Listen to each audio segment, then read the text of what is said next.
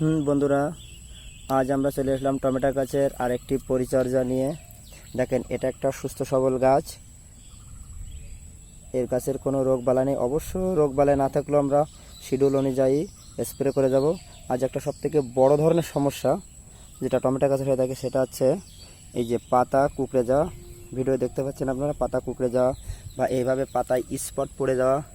এই ধরনের সমস্যায় যদি কেউ ভুগে থাকেন তাহলে এই টমেটো গাছের পরিচর্যা ও কী কী কীটনাশক ব্যবহার করলে এটা ভালো হওয়ার সম্ভাবনা থাকে সে বিষয়ে আমরা আজকে আলোচনা করব এবং আপনাদের দেখাবো যে কোন কোন ওষুধ প্রয়োগ করলে আশা করা যায় এর থেকে নিরসন হওয়া যায়। আপনারা অবশ্যই দেখতে থাকবেন। এটা একটা ছত্রাকজনিত রোগ এবং এটাকে লিফ মাইনারও বলে বা লিফ স্পটও বলে। এই ছত্রাকজনিত রোগ ও লিফ স্পট থেকে কিভাবে টমেটো গাছকে সুরক্ষা রাখা যায় বা ভালো রাখা যায় তার জন্য আমি কিছু ওষুধ দেখাবো এবং স্প্রে করার নিয়ম জানাবো। এই সমস্যার জন্য আমি কার্বন ডাইজিম প্লাস ম্যানকোজেব গ্রুপের একটা ওষুধ ব্যবহার করছি। এটা হচ্ছে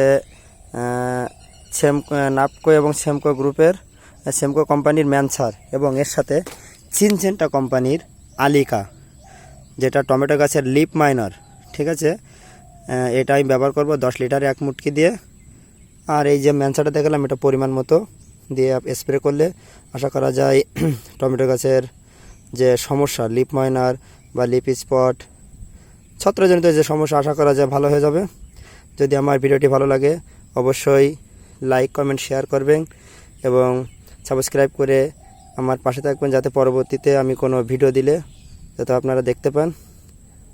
আচ্ছা বন্ধুরা, ভালো থাকেন, ধন্যবাদ।